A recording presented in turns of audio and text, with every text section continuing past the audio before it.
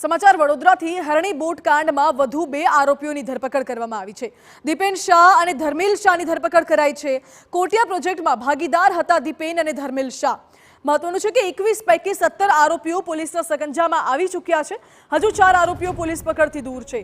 આરોપી પરેશ અને ગોપાલ શાહને જ્યુડિશિયલ કસ્ટડીમાં મોકલવામાં આવ્યા। આરોપી પરેશ અને ગોપાલ શાહના રિમાન્ડ પૂર્ણ થતા તેમણે કોર્ટમાં રજૂ કરવામાં આવ્યા હતા। હરી લેકઝોન ખાતે જે દુર્ઘટના બનેલ હતી તેમાં આજરોજ 2 આરોપી અટક કરવામાં આવેલા છે। આરોપી દીપેન હિતેન્દ્રભાઈ શાહ તેમજ આરોપી ધર્મિલ ગિરીશભાઈ શાહ બંનેને આજે અટક કરવામાં આવેલા છે।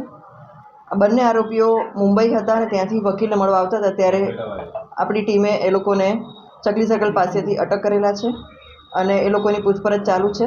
આવતીકાલે કોર્ટમાં રજૂ કરી અને ફર્ધર રિમાન્ડની કાર્યવાહી કરવામાં આવશે।